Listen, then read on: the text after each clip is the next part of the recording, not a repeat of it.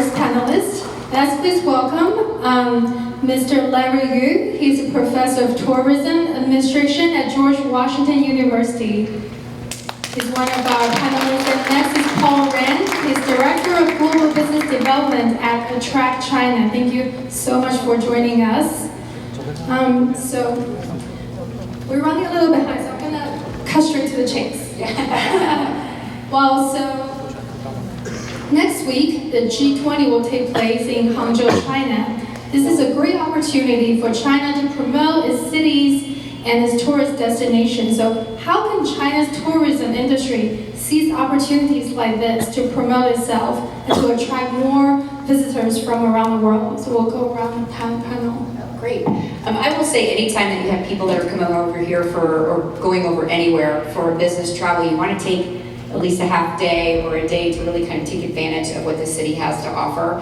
And rather they're high delegation people that are coming here or just regular people for a meeting, you want to be able to push out what there is to do. Even if you've got in 3 hours, this is what you can do, and you've got some time, and definitely taking advantage of that, as well as the key people that you have that are coming in.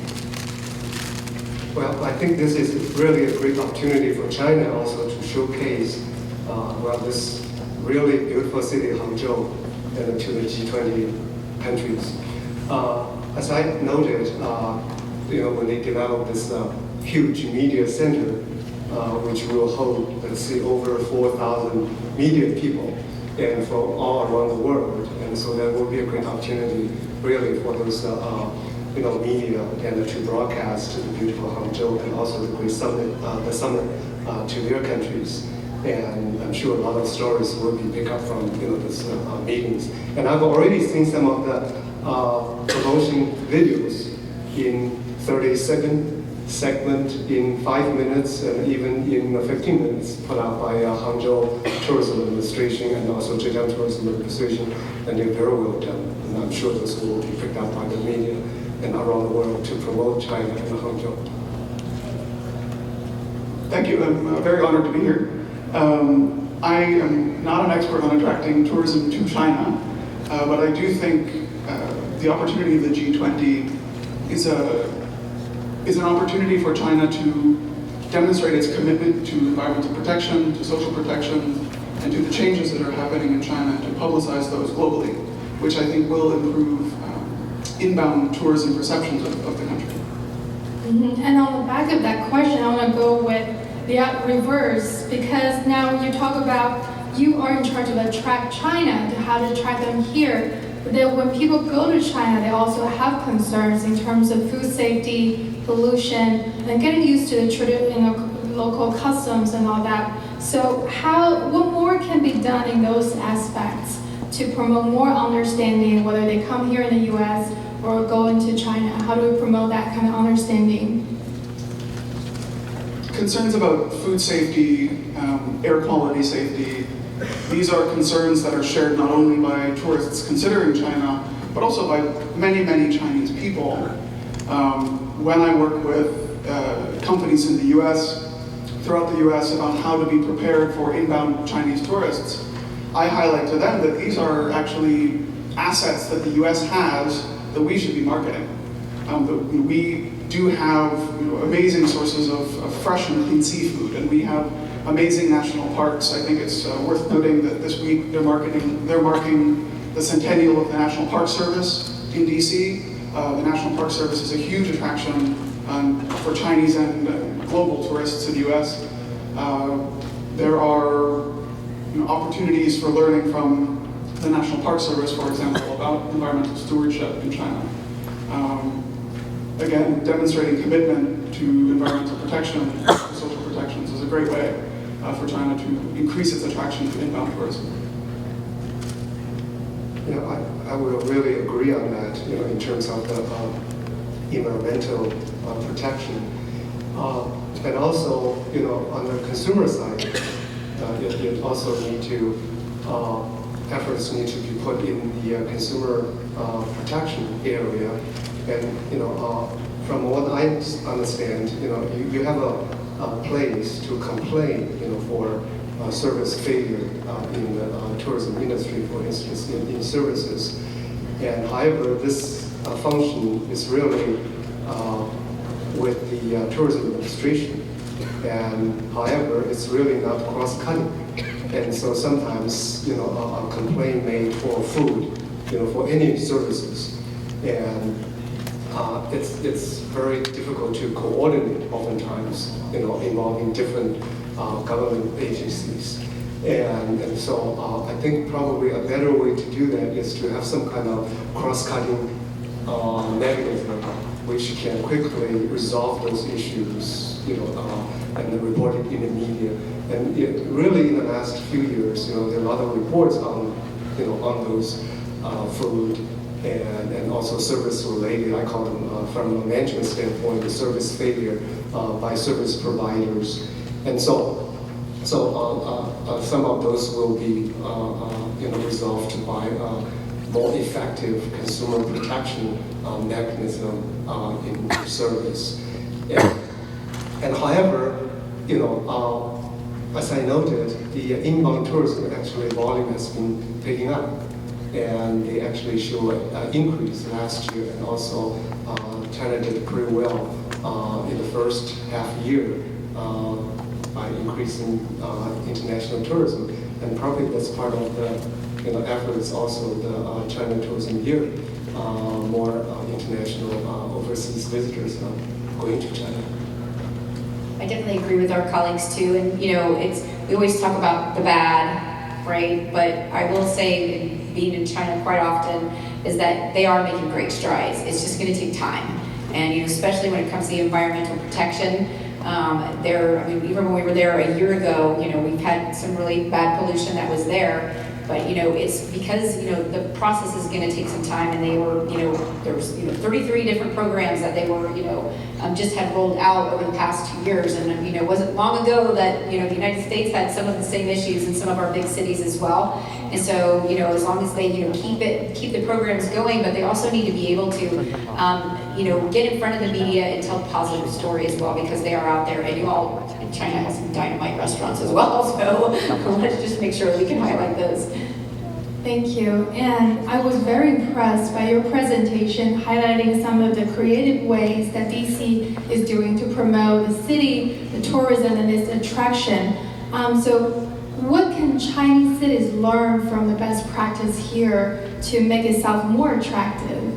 And so we already talked about the bad and how we can make it better. So now we want to, emphasize the good in China. How can we do that? How can we be more creative with that? I would say partnership by far. This is, what it really is all about. You can't, be your own island anymore. You really have to have partnerships, and especially in the world of shared economy, why can't we share, business as well? And find different cities that have, like interests. So, Beijing and Washington D.C. have a lot of very big similarities, and how can we take those positive parts of those similarities and really form a marketing program out of it, because there definitely is. Same thing with education. We've got some wonderful schools here. You all have some wonderful schools there, and how do we really make that exchange as we start to move forward and looking at different strategies on how we can accelerate everything in both of our countries. Professor Yu, you seem to agree? Oh yeah. Partnership is so important, and there are many sister cities now, between China and the United States, and there will be great resources to collaborate and to leverage. And also, I think, really to learn those best practices around the world, and for destination marketing, just 2 quick points I want to really highlight. What's special about your place, and what's special about your destination, and then trying to really tell a story, a story about your place, which will touch people, which will catch people's attention, and so to arouse people's desire to come. So that's really important. I'm afraid I don't have much to add. I agree completely, but I think it should also not be forgotten that the advances that China has made in tourism are incredible, and that there are already many millions of people visiting China every year from the US. I think there are, the last statistics I saw from the US government suggest that there are as many Americans going to China for tourism purposes as there are Chinese coming to the US. And that was, I was born in China in 1986, and that was not the case. So things have really changed. And I think if China continues to make the advances it has made, then the benefits will also come. Great. And so starting from you this time, you are working relentlessly to attract Chinese visitors to the U.S. What are some of the biggest challenges in this field? So Attract China's mission is not only to attract ethnically Chinese national travelers to the U.S., but it's to provide education and tools for a new kind of traveler. So although a large number of travelers come in tour groups, that's changing. It's changing for structural reasons that have to do with availability of the internet, greater disposable income for middle-class people in China, and I think very importantly, the new 10-year visa. People are more free to come to the US without coming in a group. However, there aren't really the educational tools. When you talk about how Chinese people, the average Chinese person, and maybe not the people in this room, you've come here under rather exceptional circumstances, but if you think about someone from a tier 3 city who actually now has disposable income coming from Gansu province, how do they learn about what is available in the US? How do they learn about what brands to trust and what is safe? I used to work with a colleague, if I can tell a brief story. This woman is multilingual. She's from Shandong. She works in Hong Kong. She speaks English. She speaks Russian, Cantonese, Chinese, Mandarin. And she asked me, "Is it safe to go to LA?" We began the conversation with LA is a very big city, and like any big city, there are some neighborhoods that are safer than others. And so if Attract China's mission is to work with cities and with individual companies and brands to help provide that education and that sense of comfort and confidence when making purchasing decisions coming to the US. And I think that you'll see increasing changes in the way that Chinese people travel in the US as these trends pick up. Well, I think that's a good point. Clearly, as Teresa mentioned in her presentation earlier, the travel facilitation has been improved so much. The visa and the application procedure and the interview, and so those have been improved in the last couple of years. And then from the operational standards, language clearly is still an issue, a challenge, and also. As I noted, the way some of the travel agencies put together the packages, sometimes without really considering the consumers, way of travel and very early flights in order to get to places, and I've seen a lot of those complaints on the weekend, and so and clearly signage. And food, and that there's still some ways we can really improve. And I thought, your efforts so well will be launched in September, and to educate the local service providers how to take into the culture and the social aspects of the, travelers' comfort and also enjoyment and eventually experience.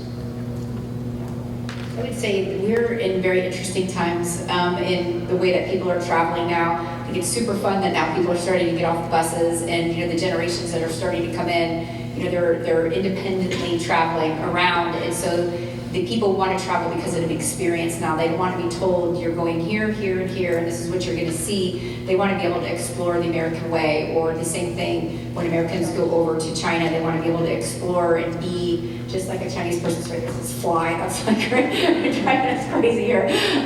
But I think these are just opportunities for us to be able to utilize some of our social platforms in order to be able to build these experiences, and that's why marketing and promotion is so important. We're also, on the flip side, in a very interesting time when it comes to security and safety. And this is something that is on top of mind on every person, I don't care where you are across the world.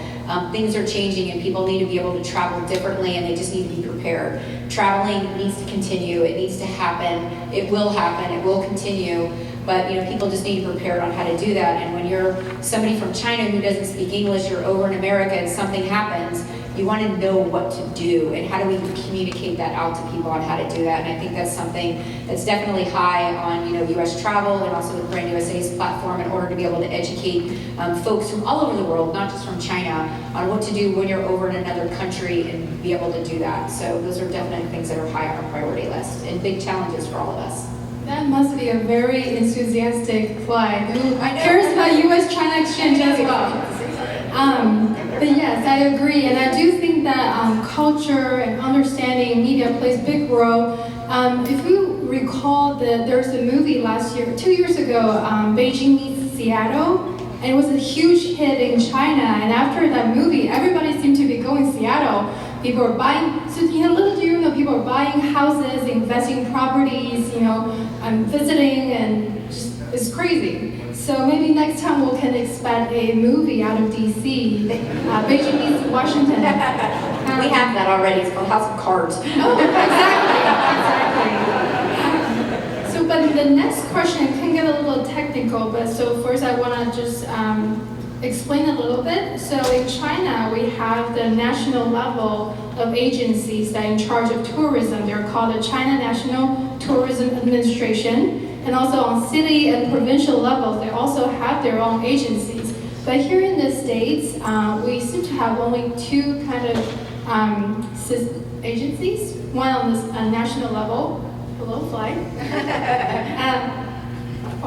This guy seems to want to go to China. So on the national level, we have Brand USA, and on the state level, we have the destination marketing organization that are privately owned. So I want to ask you guys, why the differences, and also what are some of the advantages and disadvantages of these two different systems? Oh, that's such a good question. It could be kind of complicated depending on how you're going to answer this. But Brand USA was formed about 6 years ago because the United States, most countries have a tourism office that just promotes their country all over the world. And so the United States did not have that. And so part of Obama's Travel Promotion Act was some of the dollars that were collected through the visa waiver countries people have to pay in order to get there. It's like a $10 fee in order to get in here. Some of that went toward Brand USA's funding, and then private organizations donated and matched those dollars to release it. So there's over $300 million now that we can span the globe and really promote the United States.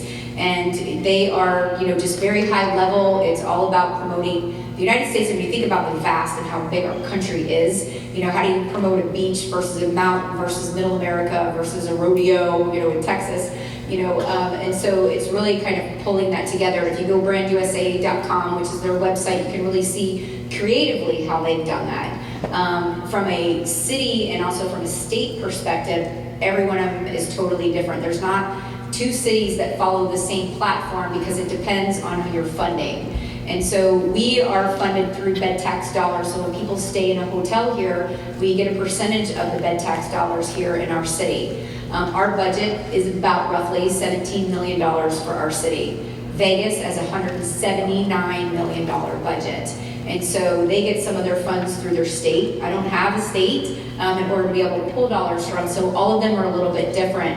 But in the end, when you saw some of the efforts that we do between sales missions and familiarization tours, some of those platforms are the same. It's just about how much money that you have to do marketing domestically as well as how much you're going to invest internationally. And so best practices, we all exchange, our ideas, but depending on how the funding model is, that's definitely where the difference really comes into play. I think I'm just, recalling back to the economic counselor's comment earlier. There are many differences between the two countries. I think this is one of the main difference in governance. So clearly, in China, it's still government is the dominant player, and in the economy, and so they have their system, which is governed, tourism activities and development, governed by the tourism administration, and at different levels, the central level and then the local level, regional level, and so in our case, it's partnership and private different system. And in terms of the pros and cons, it's very difficult to say because you're really in different contexts, and in China or in the United States. In China, as Teresa, as you mentioned, from the U.S. experience, clearly funding is not a problem. The government just give you the money. And on the other hand, in terms of efficiency in expertise, they may lack there. And in the U.S. case, probably in terms of in efficiency in operations and in developing the campaign and the destination development and the promotions in that particular case. But then to our colleagues in the U.S., they face the challenge to raise funds.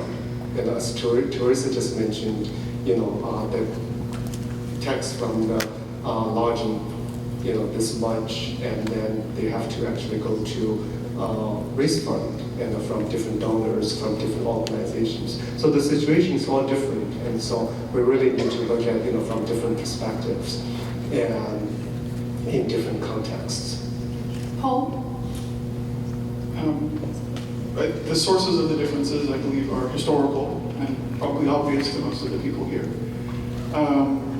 If I can add just one pro and con between when comparing the two systems, I think based on my experience, which is a personal experience, there's greater consistency in China across the different levels of tourism promotion agencies. Working in the U.S. with different state promotion agencies, there's widely different levels of engagement, different levels of interest, and certainly different levels of understanding of China. I would say one positive to the U.S. system is that it is a bit more, I believe it to be a bit more responsive to demand. These agencies are, and the private companies involved in them are very responsive to how people are spending money.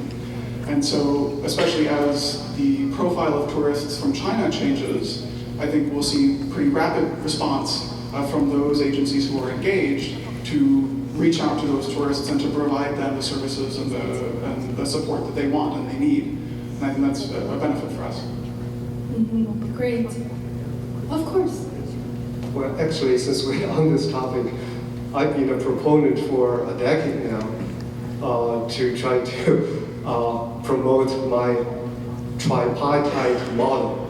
It's really a triangular relationship, with the government dealing with policy, and then with the DMO dealing with the marketing, and then with trade associations dealing with education, training, and code of ethics, things of that nature.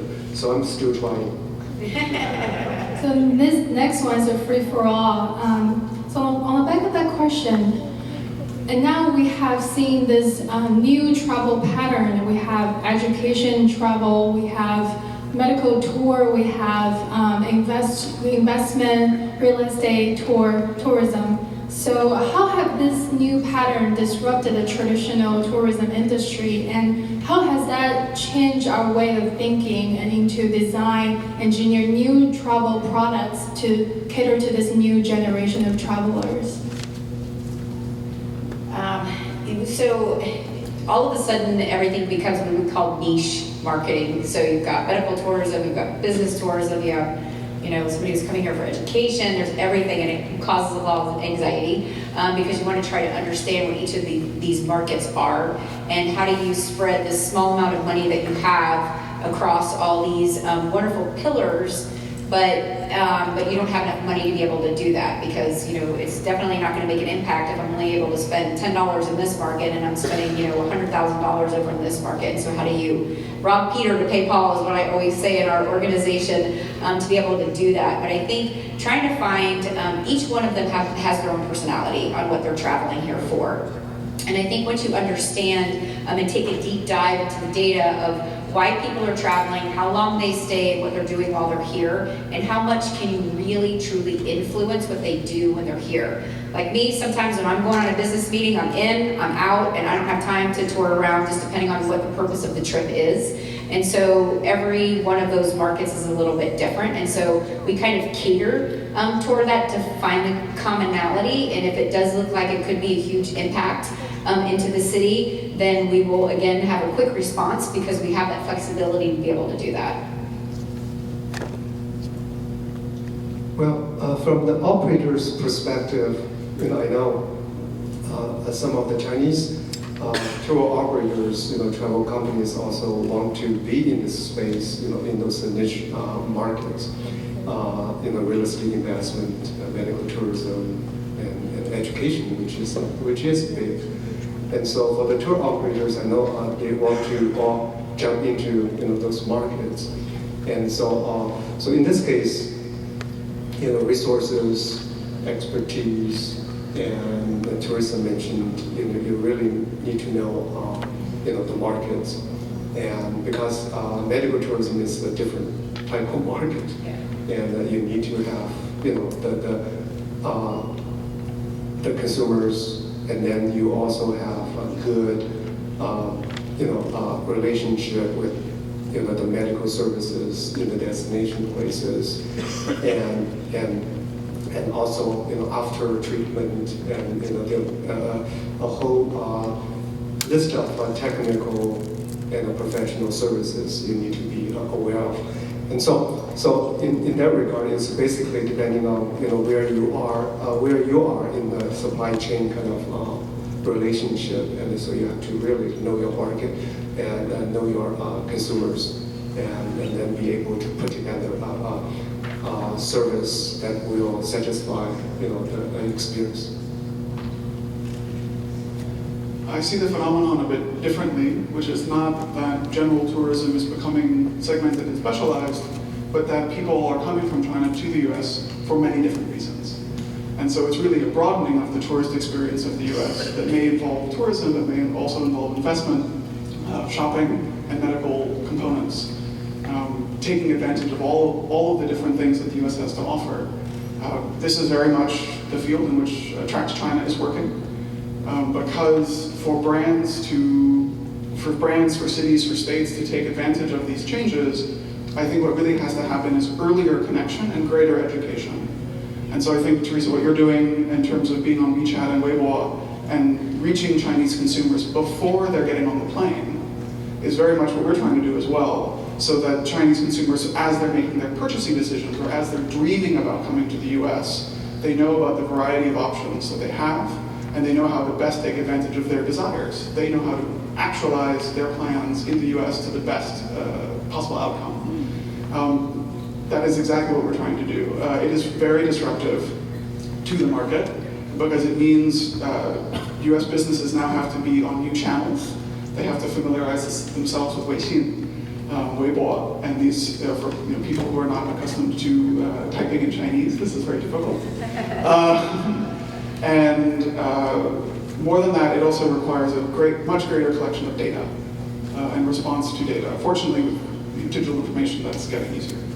But then we also see a great potential in this new pattern, this new market.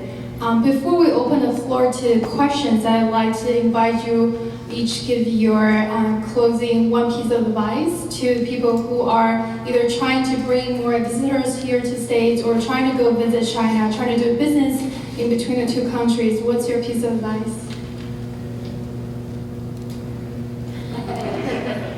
Oh, great. Wow, that's a hard question because there's not always one piece of advice. But what I would say for, especially the folks that are in this room, and I'm sure a lot of you are also probably deciding on what you want to do the next phase of your life and what industries that you want to start to get into.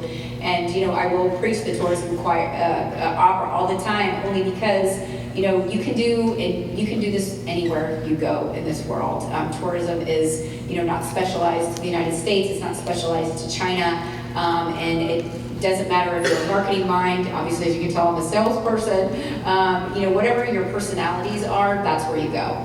And you try to attract and go to companies that can embrace what your personality is and really kind of highlight what your assets are. So from a working perspective, that would be my best advice is keep going and you'll figure it out. It's it's not that complicated sometimes. Don't make it hard. Well, I really agree. And then just, coming from China, I also just want to add one dimension there. Depending on, what level of your professional development, and, a person like a Shao Ning is clearly a bridge builder. And so in a society, trust, relationship, and trust is such an important in doing any kind of business. And so this is also very important, a culture guide, in a sense. And then for younger professionals, a mentor probably also very important to open the door, to introduce opportunities to you, and maybe guide you in early years of development, and in pursuing this, cross-border activities. Thank you for letting me go last. Gave me a chance to think. I'm not a great deal older than many of the people attending this conference, so I don't know if I have great professional advice. But I would say, if you're here, it is very likely that you are incredibly valuable to a lot of companies in a very big and growing market. And that means you have an opportunity to do what you want and to really add value to a lot of companies. If I can put in a little plug, Attracts China is always hiring. We're a very small startup. We do also, we are also considering, because of the business that we're in, sponsoring for visas. Come talk to me after this. Make sure you get his business cards. Great. Thank you so much. And now we're open to questions. When you ask your question, please state your name, who you work for, if you're a student, where do you go to school, and your question. Let's keep it brief. Thank you. Good morning. What did you say we're supposed to say? Our name? Your name, who do you work for, where do you go to school if you're a student? I'm not a student. My name is Corlin Bradford, and I work for the U.S. government. I'm here today because I heard your comment at the very. I thank you all for being here today and giving this fantastic panel. I think it's amazing. But I heard Mr. Rand speak at the very beginning about the anniversary of the National Park Service, which is a fantastic anniversary, and President Barack Obama has promoted it quite a bit in having Americans rediscover this element of our country as well. Things like this happen all the time, and through the China-U.S. Forum and China cross-border relationship, we often hear in the news about the world's tallest and largest pedestrian bridge being opened in Jiangjiajie in Hunan, right? And how can we attract or to make Chinese people think about and travel here, attract them here, based on our beautiful national wonders as well. I'm on the executive committee of the U.S.-China Forum, and I sat with a student last night, and they told me how beautiful it was when they visited Yellowstone National Park. So this is a GW student talking about how he visited Yellowstone National Park and how it reminded him of his where he's from in China. This cross-borders relationship, and how people realize that places in America are quite similar and have quite similar beauties as these places in China as well. So could you just talk about that and how we can not attract China, but attract Chinese people here with our beautiful wonders? Thank you so much for answering my question.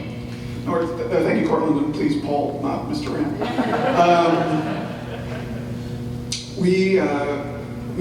So first of all, the National Park Service, I happen to know, I do not work for them in any capacity, but I happen to know that they are creating they're trying to create strong bonds to Chinese parks, and so there are sister parks, just like there are sister cities. Shenandoah National Park, not far away from here, has a new Chinese language map of the park, and so they're trying to make access to the parks easier, more comfortable for Chinese visitors. I think also, I would have to poll the audience to see if kind of our natural assets, the U.S.'s kind of natural beauty, is one of the things that is well known about the U.S. abroad. I suspect that it is. It's something that features very heavily in both Brand USA advertising about the U.S., but also in our film and our TV. kind of in the projection of the US that we send out to the rest of the world. In terms of really a specific piece of advice or a specific initiative that I would suggest to somebody, I'm sure somebody's doing this already, but there are increasingly large and well-funded groups in China that are interested in things like driving, outdoor travel, fishing, really outdoor activities that are a little bit more difficult to do in China for a variety of reasons. And coming to the US to have these experiences in Yellowstone, in Shenandoah, in any of our 141 national parks, by the way, is reaching out to those audiences and getting to those consumers is something that the US can do a good job of. Do we have another question?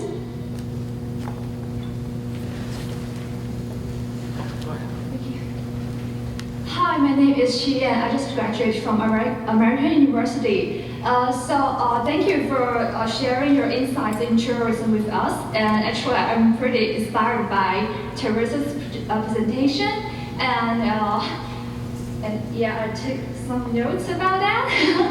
And I'm really interested in your sharing the marketing, operation, and consumer promotions. And also, you mentioned that you're going to launch a campaign 2017 on WeChat. So my question is about what will this campaign look like? And the second question will be, do you offer any job opportunities for our young professionals? Yeah, we have a lot of. I would say that you're taking notes, and that's a great first step. Well, first, congratulations on graduating. I know that's a big, and actually, anybody who's over here from another country going to school, tremendously courageous in what you do in order to do that. That is like amazing. The answer is yes, we're always hiring. If you go to our website, washington.org, we have actually a number of positions that are open. One will be perfect fit for you, by the way. So go on or talk to Louis on our team. We hired Louis, 2.5 years ago on our team because of our entry into China. But what he brings to the table is not just about China. It really is that young mind that's coming in because the world is changing and we have to adapt to it. And answering especially with WeChat what this program is. And again, as an American who isn't on WeChat and doesn't follow that all the time, you don't understand what the reach is. And WeChat is expanding. There's going to be WeChat Pay. There's going to be all kinds of platforms that are all American platforms, all merged together, morphed into one big company, which is what WeChat is. And so currently right now we are building a big platform, a microsite with them. It's been taking a little bit of time because there's a lot of translations and what do we really want to put on there and what can we really promote.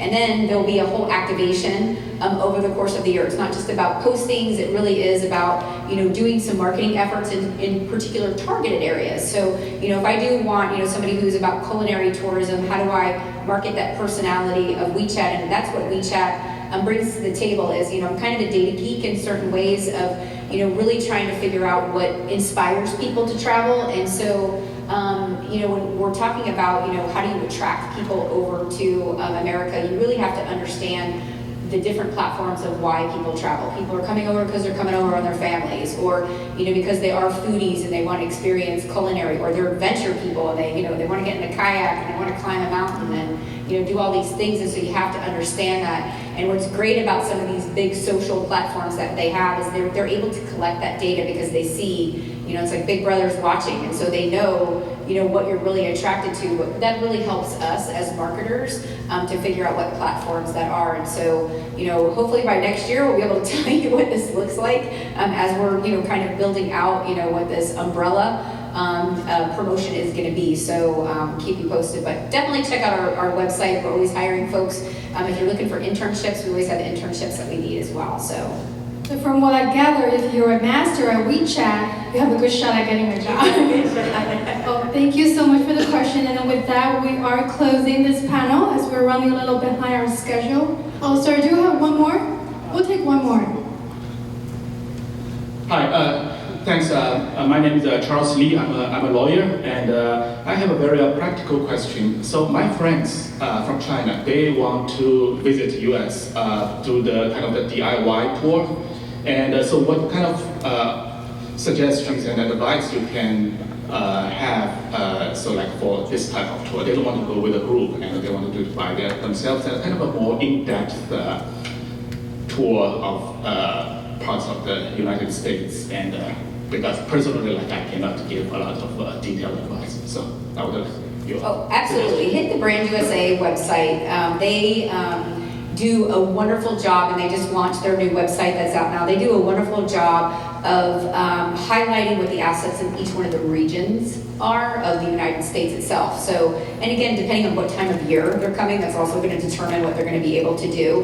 And so, like if they're coming in the fall, you know, you want to go up to the New England area, and you know, a lot of that is all about, you know, individual travel. It's not always about being on a group. And so, again, going back to what their personality is and what's going to inspire them. Do they want to cover the whole United States in 2 weeks?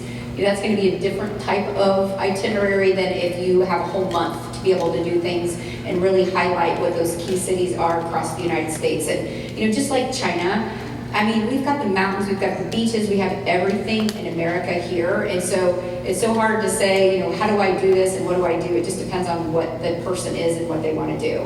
But definitely the Brand USA website is just a wealth of information and very helpful. And of course, first visit DC. Yes, come into DC first and map it out. Great, thank you so much. Let's give it up to our wonderful panel here today. Thank you.